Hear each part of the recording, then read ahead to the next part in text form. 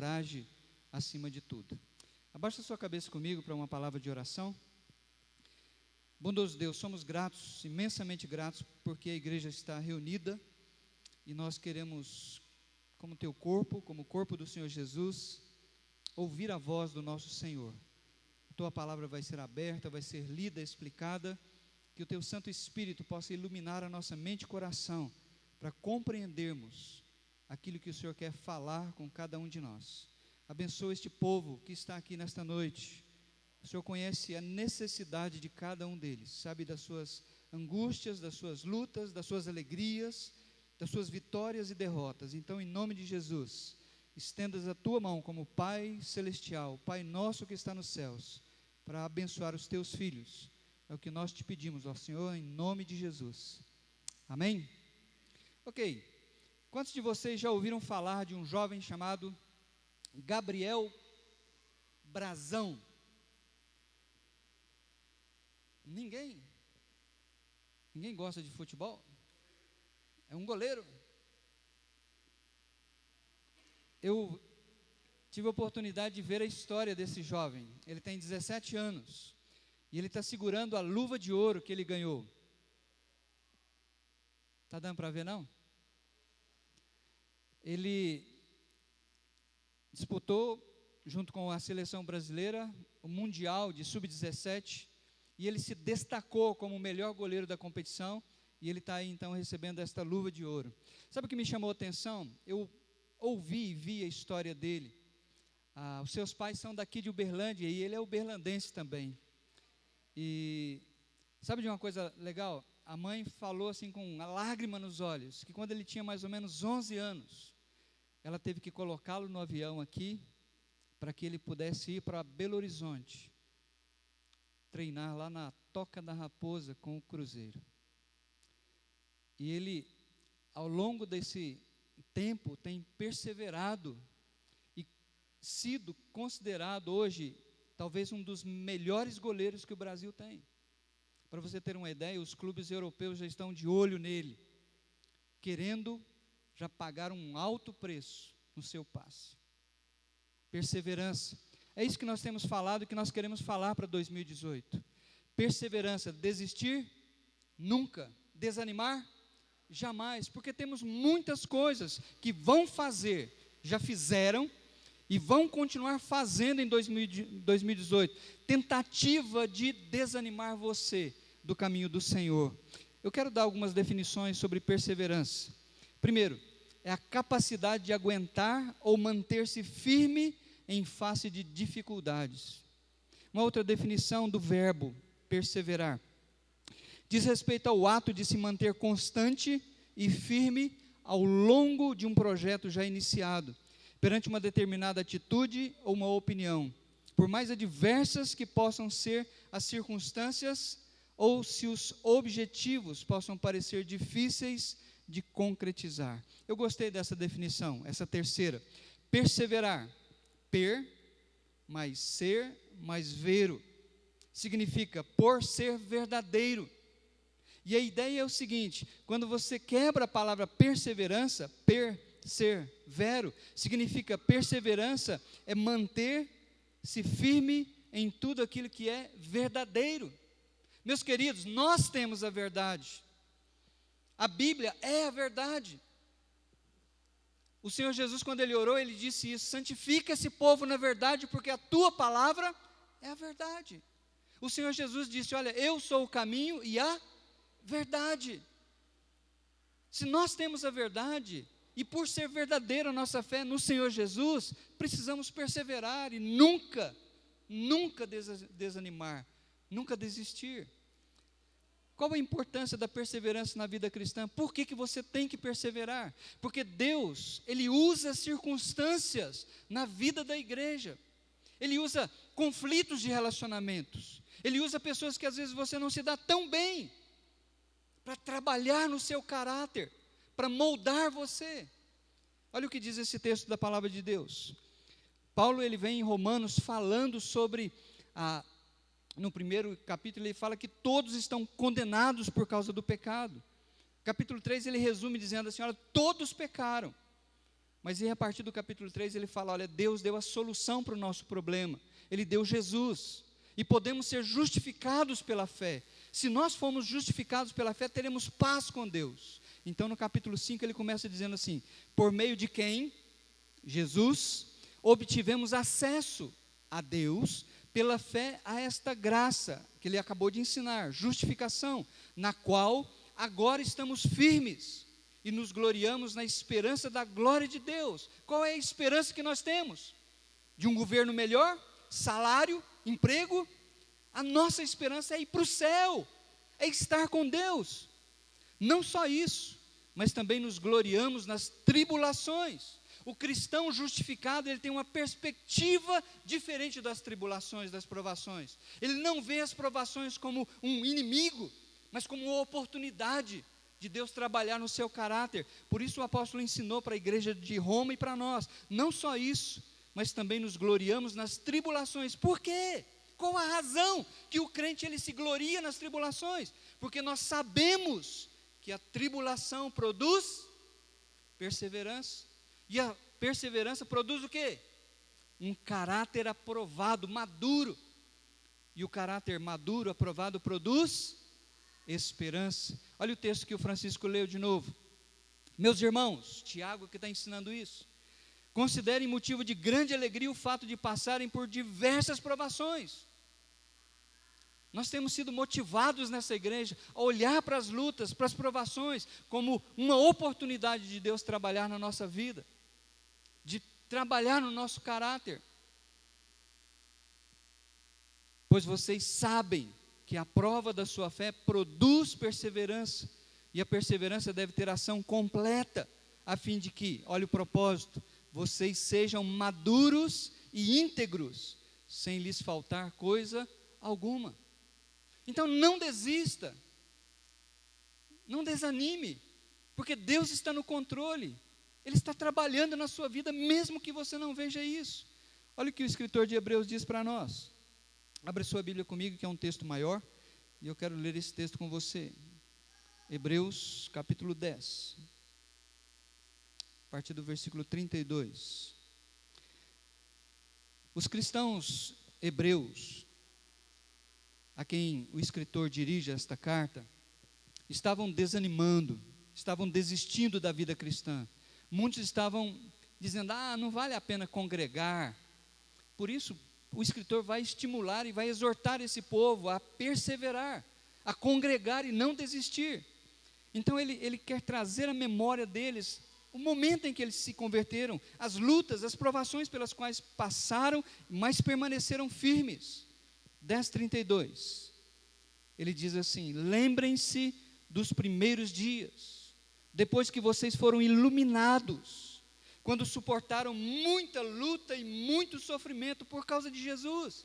Algumas vezes vocês foram expostos a insultos, tribulações. Em outras ocasiões, fizeram-se solidários com os que assim foram tratados. Vocês se compadeceram dos que estavam na prisão e aceitaram alegremente o confisco dos seus próprios bens, pois sabiam que possuíam bens superiores e permanentes. Por isso, porque vocês possuem bens superiores e permanentes, não abram mão da confiança que vocês têm. Ela será ricamente recompensada. Vocês precisam perseverar, de modo que quando tiverem feito a vontade de Deus, recebam o que Ele prometeu, pois em breve, muito em breve, aquele que vem, virá, e não demorará. Mas o meu justo viverá pela fé, e se retroceder, se voltar atrás, se desistir, se desanimar, não me agradarei dele. Nós, porém, não somos dos que retrocedem e são destruídos, mas nós somos dos que creem e são salvos. Preste bem atenção. Eu creio que a fé e perseverança são duas atitudes cristãs que precisam andar juntas, de mãos dadas. Fé e perseverança juntos, no nosso coração, na nossa atitude. Quem tem fé, persevera. Preste bem atenção nisso. Quem tem uma fé verdadeira, persevera. E aqueles que perseveram é porque têm uma fé verdadeira. Eles não desistem. Somente um cristão autêntico, verdadeiro, que nasceu de novo, tem a capacidade de perseverar e nunca desistir, haja o que houver. Ele olha para as lutas e provações da sua vida e ele glorifica a Deus, porque ele sabe que Deus está no controle e que Deus está trabalhando na sua vida. A fé é o apropriar-se da salvação para fazer a vontade de Deus. Olha o que o versículo diz lá em cima: vocês precisam perseverar de modo que quando, primeiro, tiverem feito a vontade de Deus. Então a fé vai nos capacitar a fazer a vontade de Deus. Conhecemos a palavra, precisamos de obediência. Segundo, a fé, ela estimula a perseverança para receber o galardão. Preste bem atenção nisso, olha lá em cima de novo no versículo. Vocês precisam perseverar de modo que quando, primeiro, tiverem feito a vontade de Deus, segundo, recebam o que Ele prometeu. Então nós precisamos perseverar, nós não podemos voltar atrás, não podemos desistir. Não precisa abrir esse texto de Daniel, você o conhece. É aquele texto famoso que a gente sempre fala daqueles 3 amigos, que Nabucodonosor construiu uma grande estátua, uma imagem, e exigiu que todo o seu império adorasse.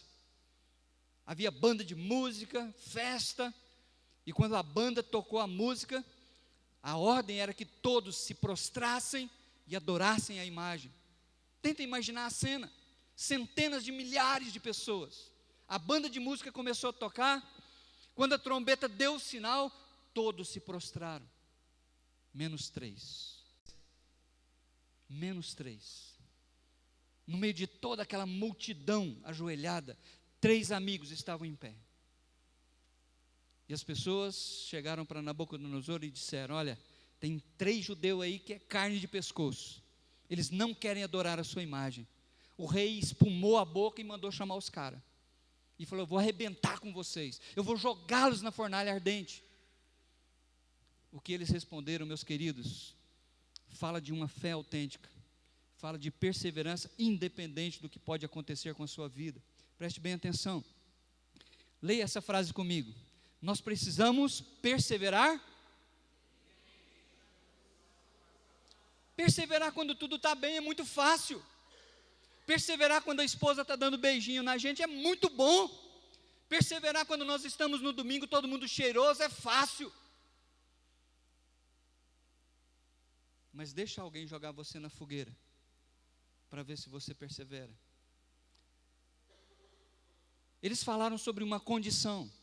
O texto diz assim: eles estão frente a frente com o imperador. Ele tem a palavra de autoridade que pode mandá-los para a morte.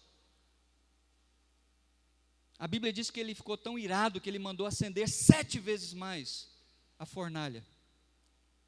Mas eles responderam, olhando nos olhos do imperador: se, olha a condição, é possível, se formos atirados na fornalha em chamas. Meu querido, nós temos essa possibilidade na nossa vida. Talvez não literalmente você vai ser jogado numa fornalha acesa, mas há circunstâncias na nossa vida que são verdadeiras fornalhas, que querem nos queimar, que querem nos desanimar. Então pensa nisso, o cristão ele passa por essas condições, é uma possibilidade, mas tem uma certeza, e é isso que vai fazer toda a diferença na sua vida. Eles responderam com certeza para o rei: o Deus a quem prestamos culto pode nos livrar. Eles estão dizendo: olha, nós cremos num Deus todo-poderoso, Ele está assentado no céu, no seu trono, e Ele faz tudo conforme lhe agrada. Você precisa ter essa certeza. Você precisa ter essa certeza não no domingo à noite, mas quando o telefone toca trazendo a notícia ruim, quando as coisas acontecem e vira de ponta cabeça seu mundo, quando você sai da sua zona de conforto, você precisa ter essa certeza que o seu Deus está lá, assentado no seu trono de governo e de autoridade, e Ele reina soberano sobre todas as coisas. Olha a confiança daqueles 3 jovens. Eles disseram assim: mas Deus pode nos livrar, mas Deus pode intervir, mas Deus pode curar, Mas, e se Deus não curar? E se Deus não intervir? Essa a confiança que nós como crentes temos que ter em Deus. Nada foge ao controle dele.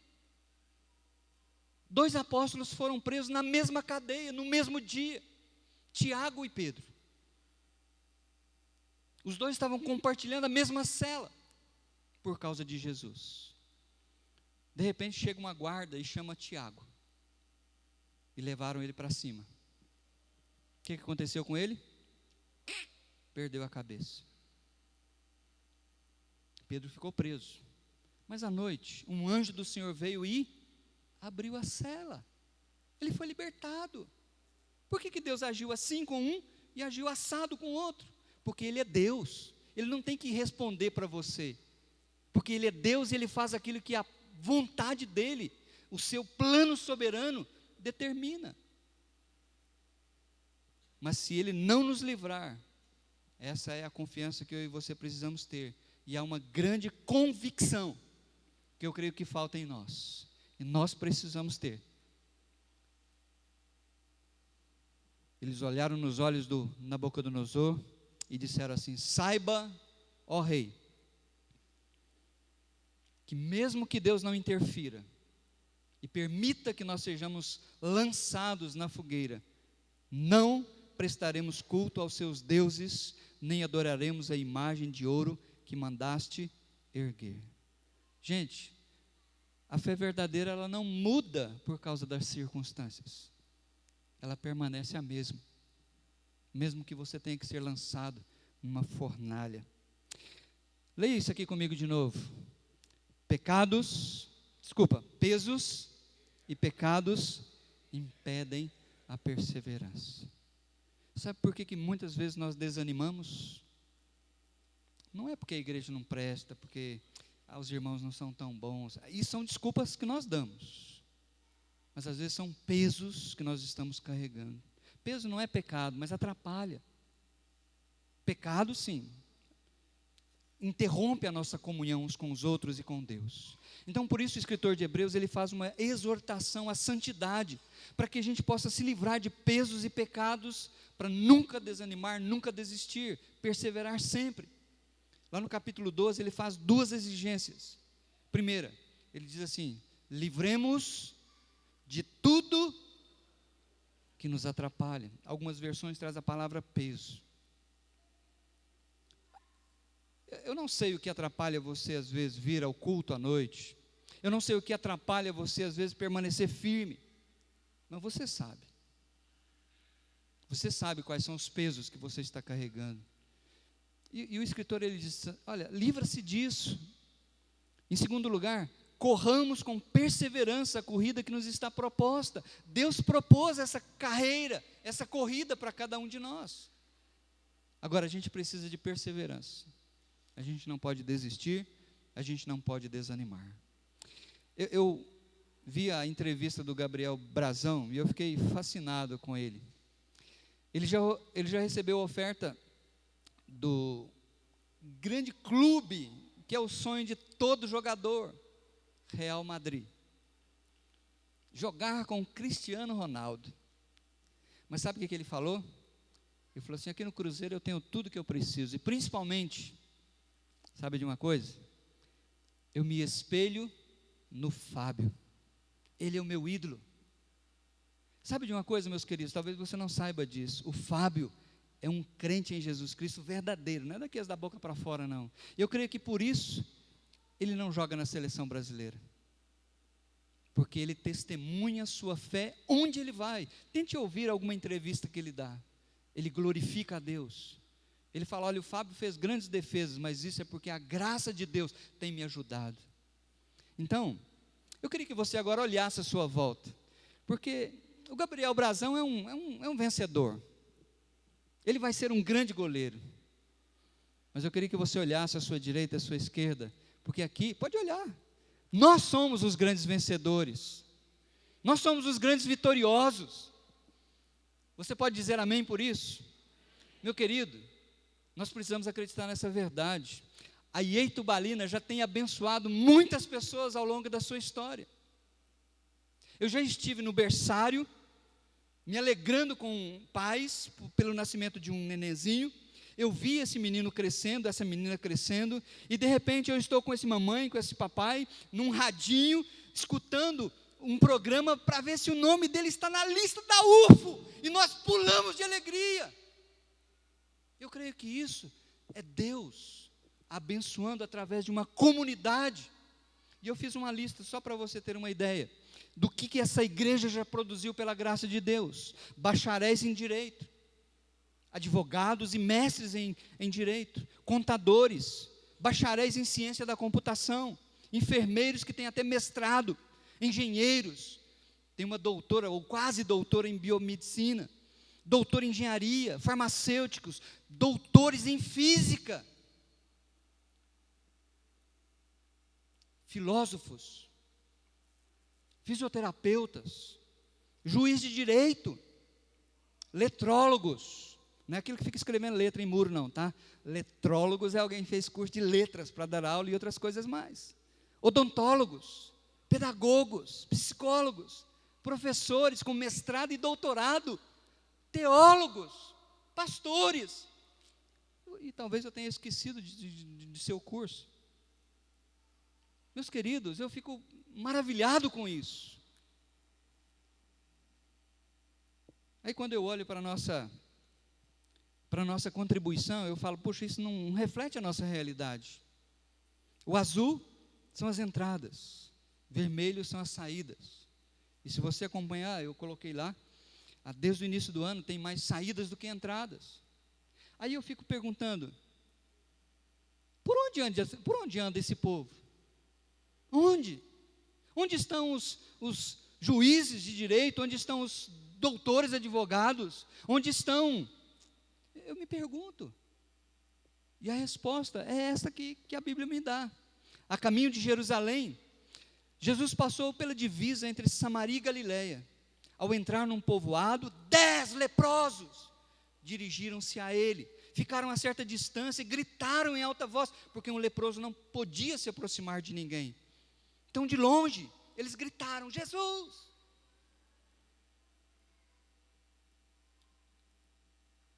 Jesus, mestre, tem piedade de nós. Ao vê-los, Jesus disse, vão mostrar-se aos sacerdotes. Enquanto eles iam, foram purificados. Um deles, quando viu que estava curado, voltou, louvando a Deus em grande voz. Prostrou-se aos pés de Jesus e lhe agradeceu. Este era um samaritano. E Jesus perguntou, não foram purificados todos os 10? Onde estão os outros 9? Não se achou nenhum que voltasse e desse louvor a Deus, a não ser esse estrangeiro? Então Jesus falou para aquele cara, levante-se e vá, a sua fé o salvou. Talvez essa seja a grande resposta. A maioria das pessoas que são tremendamente abençoadas não são agradecidas. Elas não entendem. Elas não percebem. Por isso, para você que eu estou falando hoje à noite, você precisa perseverar. Desanimar? Jamais. Depois de 40 anos no deserto, o povo havia visto muitas e muitas manifestações do poder de Deus. Eles viram o mar se abrir, eles viram Deus sustentá-los com maná durante 40 anos, eles viram Deus dar água da rocha para eles, eles viram Deus protegê-los de tal maneira sobrenatural, que a Bíblia diz que a roupa não rasgou, o sapato não gastou, tal foi a maneira como Deus preservou a vida daqueles judeus. 40 anos depois que eles saíram do Egito, eles estão nessa situação. Eles entraram na terra que Deus prometeu, eles conquistaram a terra. E agora Josué chama o povo, convoca os líderes e os motiva e os desafia a renovar a aliança com Javé, o Deus de Israel, o Deus que havia libertado eles do Egito. E quando, abre lá comigo, Josué capítulo 24. Deixa-me ler 2 versículos lá com você.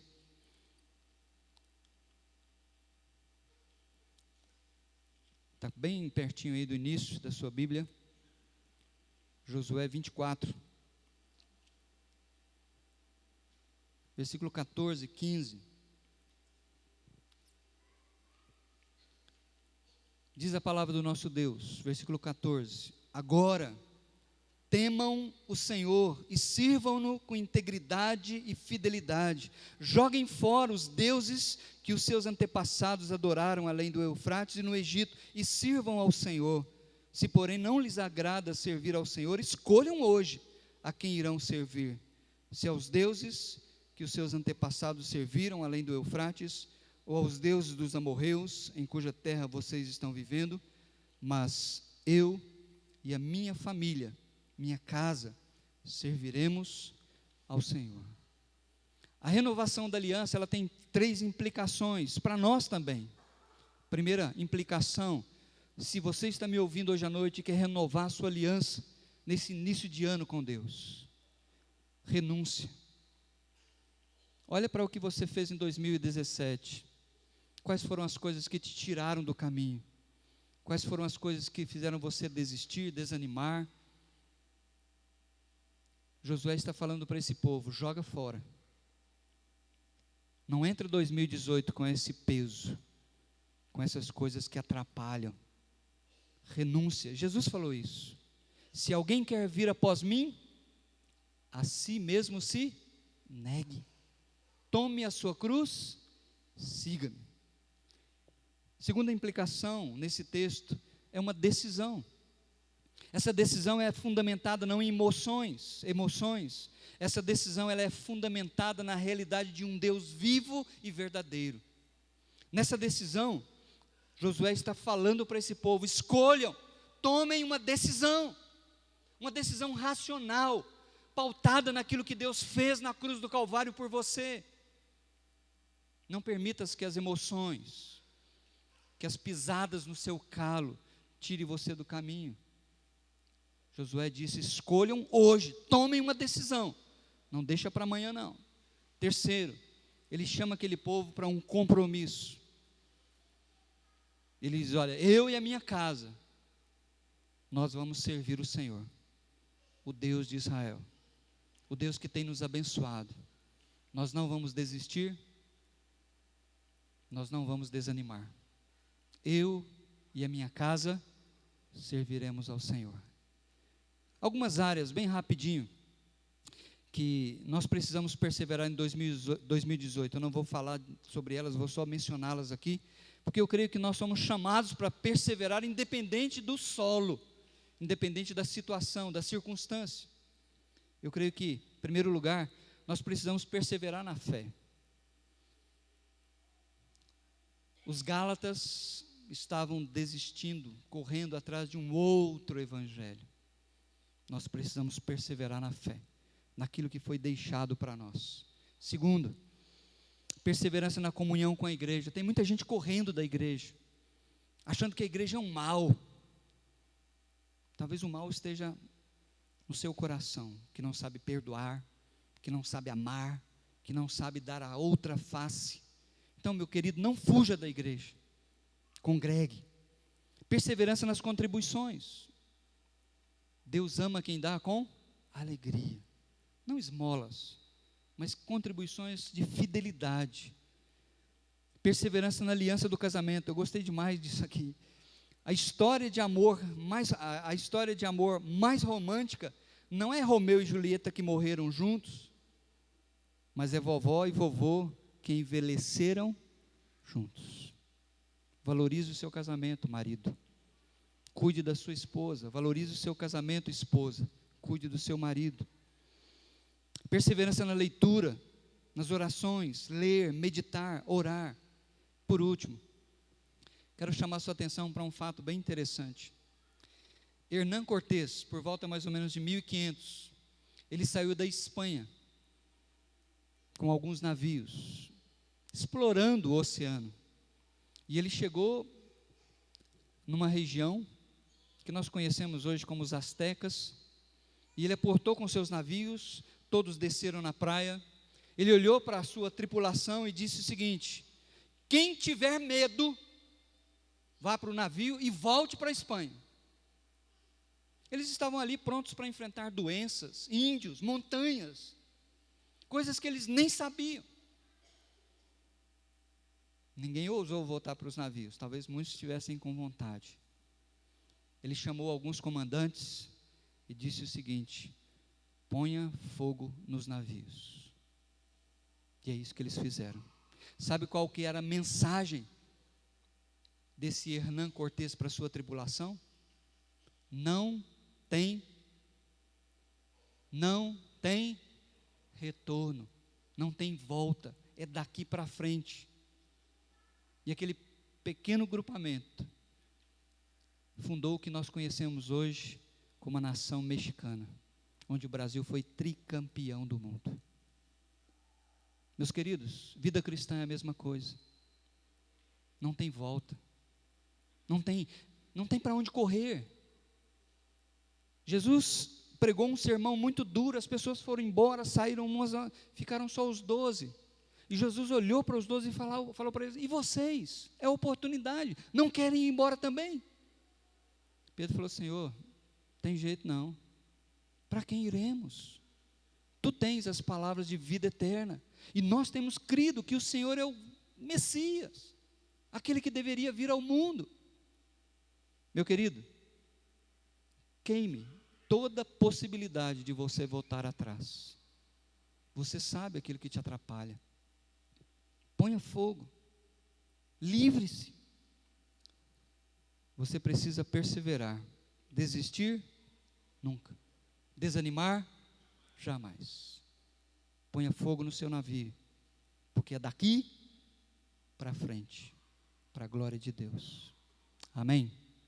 Vamos cantar um hino que vocês cantaram no início, e vamos continuar pedindo para esse ano chuvas de bênçãos. Chuvas de bênçãos teremos, é a promessa de Deus.